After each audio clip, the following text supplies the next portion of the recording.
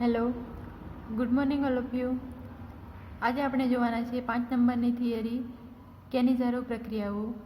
તો કેનિઝારો પ્રક્રિયા એટલે શું? તો કેનિઝારો પ્રક્રિયાઓમાં યાદ રાખવાનું છે કે આપણને એક આલ્કોહોલ મળે છે રિડક્શન કરતાં અને બીજું આપણને મળે છે એક એસિડ. તો કાર્બોક્સિલિક એસિડ મળે છે, પણ કાર્બોક્સિલિક એસિડ ક્ષાર મળે છે આપણને. ક્ષાર ક્યારે મળે? જ્યારે KOH કાં તો NaOH સાથે રિએક્શન કરીએ ત્યારે આપણને મળશે ક્ષાર.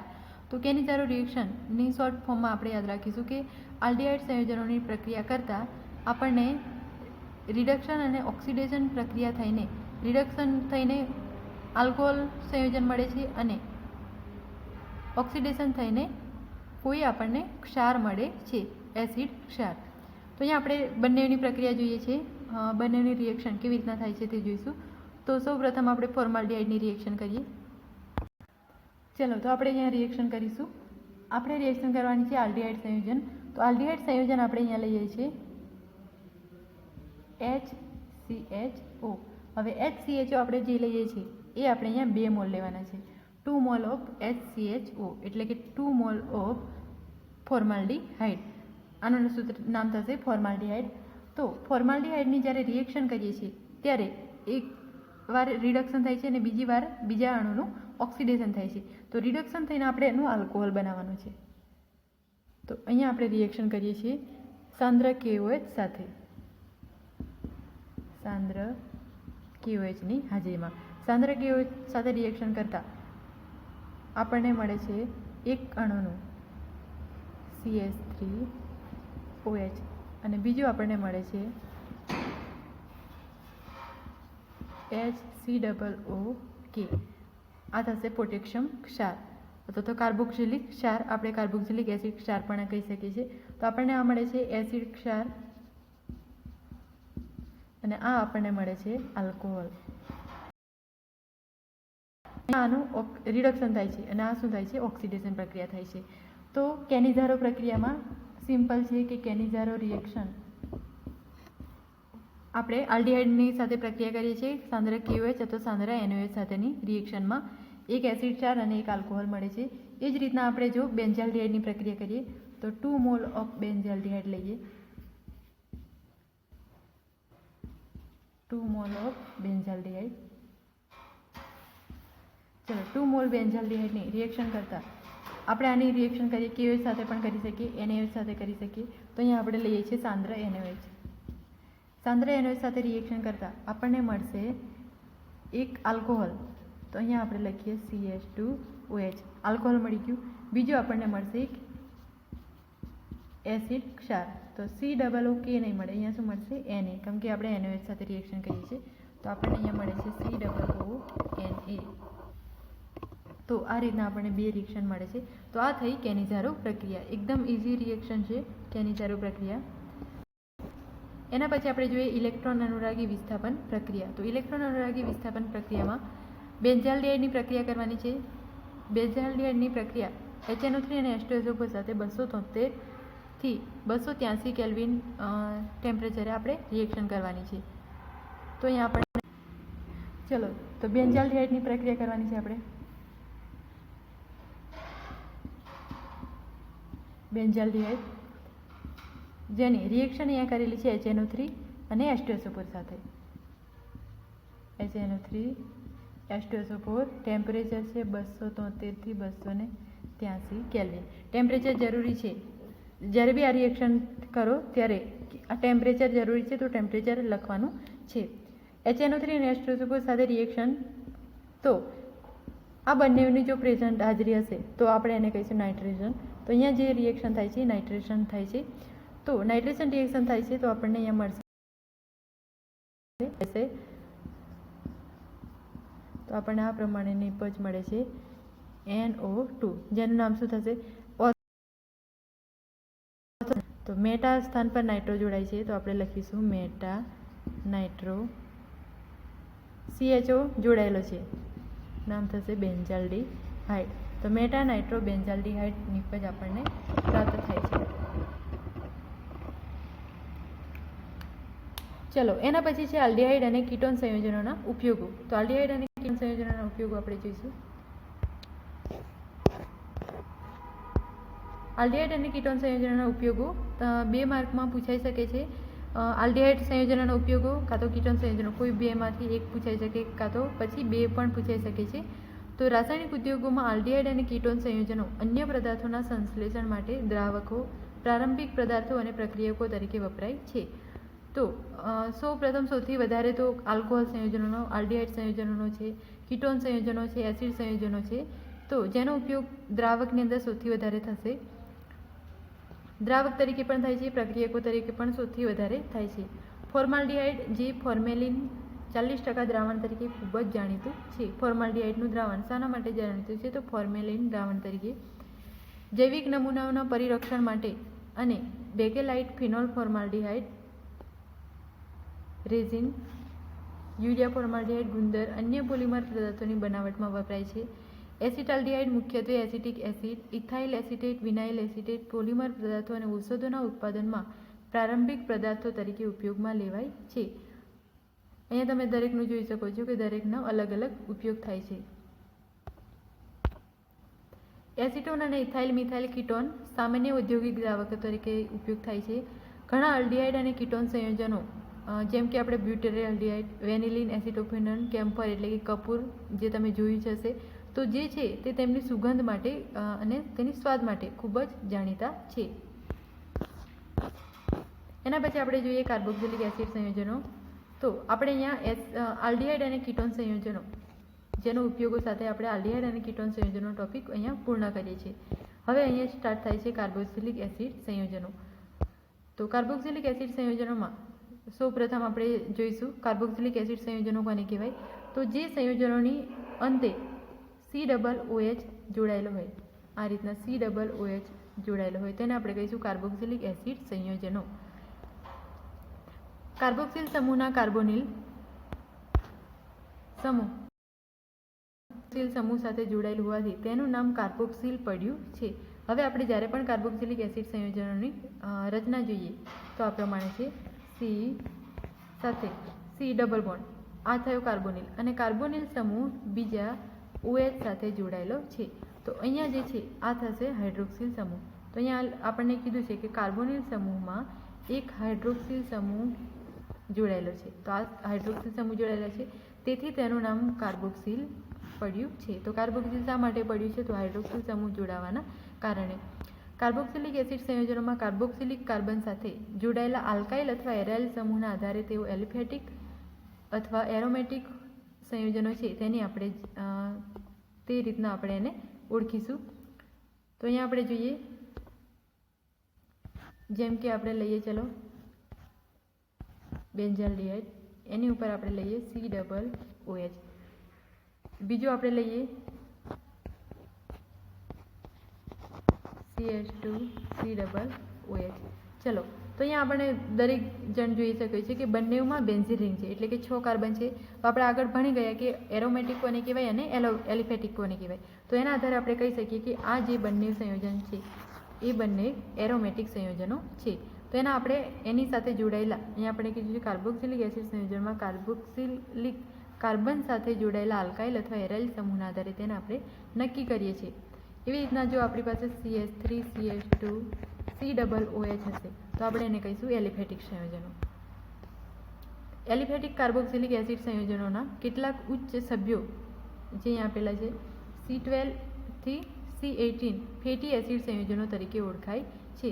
તો C12 જો કાર્બન 12 હશે, 12 થી 18 સુધીના જો કાર્બન ધરાવતા હોય તેને આપણે કહીશું ફેટી એસિડ સંયોજનો. તો ફેટી એસિડ સંયોજનો એટલે શું? તો યાદ રાખવાનું 12 થી C18 સુધીના કાર્બન સંખ્યા ધરાવતા હોય તેને આપણે ફેટી એસિડ સંયોજનો કહીએ છીએ. જે કુદરતી ચરબીમાં ગ્લિસરોલમાં એસ્ટર સંયોજનો તરીકે મળી આવે છે. કાર્બોક્સિલિક એસિડ સંયોજનો કેટલાક અગત્યના અને સંયોજનો જેવા કે એનહાઇડ્રાઇડ એસ્ટર, એસિડ ક્લોરાઇડ, એમાઇડ સંયોજનો વગેરેમાં પ્રારંભિક પદાર્થ તરીકે પણ મદદરૂપ થાય છે. તો આ હતા કાર્બોક્સિલિક એસિડ સંયોજનો. તો દરેકને ખ્યાલ આવી ગયો છે કાર્બોક્સિલિક એસિડ સંયોજનોની અંદર COOH હોય છે. એના પછી છે ફેટી એસિડ સંયોજનો, એરોમેટિક, એલિફેટિક કોને કહેવાય, ક્યાં ક્યાં તેનો ઉપયોગ થાય છે, તો દરેકની માહિતી તમારે જોઈ લેવાની છે. એના પછી છે કાર્બોક્સિલિક સમૂહનું નામાંકરણ અને બંધારણ. તો કાર્બોક્સિલિક એસિડ સંયોજનો આપણે ભણીએ એના પહેલાં એનું નામાંકરણ કરતાં આવડવું જોઈએ. નામાંકરણ ખૂબ જ જરૂરી છે અને તેનું બંધારણ પણ દરેકને ખ્યાલ હોવો જોઈએ. તો આપણે હમણાં બંધારણ જોયું કે કાર્બોનિલ સાથે OH સમૂહ જોડાયેલો છે, તેથી તેને આપણે કાર્બોક્સિલ નામ આપ્યું. તો COOH જેને આપણે કાર્બોક્સિલિક એસિડ સંયોજનો કહીએ છીએ. કાર્બોનિલ સંયોજનો પૈકી કાર્બોક્સિલિક એસિડ સંયોજનોને કુદરતમાંથી સૌપ્રથમ મેળવાયા હતા, તેથી તે પૈકીના મોટાભાગના એસિડ સંયોજનોના સામાન્ય નામથી જાણીતા છે. હવે અહીંયા કાર્બોક્સિલિક એસિડ સંયોજનોને તમે જોશો તો સૌથી વધારે તેના સામાન્ય નામથી તે ઓળખીતા છે. તો શા માટે સામાન્ય નામથી? તે કુદરતમાંથી સૌપ્રથમ મેળવાયા હતા અને આપણે આગળ જોયું હતું કે એનું સામાન્ય નામ જ્યારે બી એને કુદરતમાંથી સૌપ્રથમ મેળવવામાં આવે છે તો સૌપ્રથમ તેનું સામાન્ય નામ પડે છે અને ત્યાર પછી તેનું IUPAC નામ પાડવામાં આવે છે. તો IUPAC નામ જે છે એ IUPAC સંસ્થા દ્વારા આપવામાં આવેલું નામ છે. તો અહીંયા આપણે કેટલાક સામાન્ય નામ છે જે સૌથી વધારે જે ઉપયોગમાં લેવાય છે અને સૌથી વધારે જાણીતા છે તેવા આપણે કેટલાક નામો જોઈશું જે કુદરતમાંથી મળેલા છે. તો આપણે સૌપ્રથમ તો એ જોઈશું કે અંગ્રેજી સ્પેલિંગમાં અંતે ઓઇક એસિડ લાગેલો હોય છે. ઉદાહરણ તરીકે આપણે લઈએ ફોર્મિક એસિડ. ફોર્મિક એસિડમાં આપણે તમે જોઈ છે કે ઓઇક એસિડ પાછળ એને પ્રત્યયમાં લાગે છે. તો ફોર્મિક એસિડ જેનું સૂત્ર છે HCOOH. ફોર્મિક એસિડ HCOOH સૌપ્રથમ લાલ કીડીમાંથી મેળવવામાં આવ્યું હતું. ફોર્મિક એસિડ શામાંથી મેળવવામાં આવ્યું હતું? ઓપ્શનમાં પૂછાઈ શકે છે. તો યાદ રાખવાનું છે લાલ કીડીમાંથી. તમે કીડી જોઈ હશે, જો કીડીનો ડંખ મારે તો એની અંદરથી આપણા શરીરની અંદર ફોર્મિક એસિડ આપણા શરીરમાં આવી જાય છે. તો કીડીના ડંખમાં કયું ઝેર હોય છે? તો યાદ રાખવાનું ફોર્મિક એસિડ. અલગ અલગ રીતે ક્વેશ્ચન પૂછાઈ શકે છે. એસિટિક એસિડ જે વિનેગરમાંથી, બ્યુટેરિક એસિડ જે વિકૃત વાસવાળા માખણમાંથી મેળવવામાં આવ્યા હતા. તો ત્રણેય યાદ રાખવાના છે. એસિટિક એસિડ તો વિનેગરમાંથી અને વિકૃત વાસવાળા માખણમાંથી તો બ્યુટેરિક એસિડ. IUPAC પદ્ધતિમાં એલિફેટિક કાર્બોક્સિલિક એસિડ સંયોજનોના નામાંકન માટે તેના અનુવર્તી આલ્કેન સંયોજનોના અંગ્રેજી સ્પેલિંગના અંતે ને સ્થાને ઓઇક એસિડ લખવામાં આવે છે. તો IUPAC પદ્ધતિમાં શું કરવાનું છે? તો એના નામના પાછળ અંતે આપણે ઓઇક એસિડ લગાડવાનું છે. તો આ રીતના આપણે એનું નામ આપી શકીએ છીએ. તો અહીંયા તમને નામાંકન આપેલા છે દરેકના. તો સૌપ્રથમ આપણે આપ્યું છે એક કાર્બનવાળું. એક કાર્બન હોય તો આપણે યાદ રાખીએ છીએ કે ફોર્મિક એસિડ અથવા તો ફોર્માલ્ડિહાઇડ. જો આલ્ડિહાઇડ હોય તો ફોર્મ શબ્દ આપણે વાપરીએ છીએ એક કાર્બન માટે. તો એમ ફોર્મિક એસિડ છે જેનું IUPAC નામ છે એક કાર્બનવાળું એટલે મિથેન. તો મિથેનોઇક એસિડ. CH3COOH બે કાર્બનવાળો, બે કાર્બન. તો એનું સામાન્ય નામ તો છે એસિટાલ્ડિહાઇડ જે સૌથી વધારે જાણીતું છે અને એનું IUPAC નામ થશે એના કાર્બન સંખ્યાના આધારે. તો એક અને બે કાર્બન એટલે મિથેન પછી છે ઇથેન તો થશે ઇથેનોઇક એસિડ. આપણે આગળ જોયું કે IUPAC નામ બનાવવું હોય તો પાછળ આપણે લગાડવાનું છે ઓઇક એસિડ જે નામ છે. જેમ કે મિથેન તો મિથેનોઇક એસિડ, પ્રોપેનોઇક એસિડ એ રીતના આપણે લગાડીશું. ત્રીજા નંબરમાં 3 કાર્બનવાળું છે તો જેનું નામ છે પ્રોપિયોનોઇક એસિડ સામાન્ય નામ અને IUPAC નામ થશે પ્રોપેનોઇક એસિડ. બ્યુટેરિક એસિડ છે જેનું નામ થશે બ્યુટેનોઇક એસિડ. આ રીતના તમે દરેક નામ જોઈ શકો છો. એરોમેટિકના આપણે જોઈશું અહીંયા. તો એરોમેટિકમાં છે જો બેન્ઝીન રિંગ ઉપર એક COOH હોય તો આપણે એને કહીશું butanoic benzoic acid. Benzene carbonylic acid અથવા તો બેન્ઝોઇક એસિડ જેનું નામ છે. CH2COOH હોય તો થશે આનું નામ ફિનાઇલ એસિટિક એસિડ અથવા તો 2-ફિનાઇલ ઇથેનોઇક એસિડ. જો કાર્બોક્સિલિક એસિડના બે સમૂહ નજીકના સ્થાન પર લાગેલા હશે તો એને આપણે નામ આપીશું phthalic acid. Benzene 1,2 dicarboxylic acid. તો થેલિક એસિડ જે સૌથી વધારે પ્રખ્યાત નામ છે. થેલિક એસિડ કોને કહેવાય? તો બેન્ઝીન રિંગ ઉપર COOH અહીંયા પણ હશે અને અહીંયા પણ COOH નજીકના સ્થાન પર જોડાયેલો હોય તો તેને આપણે કહીએ છીએ થેલિક એસિડ. કાર્બોક્સિલ સમૂહનું બંધારણ છે. તો કાર્બોક્સિલ સમૂહનું બંધારણ આપણે જોઈએ અહીંયા.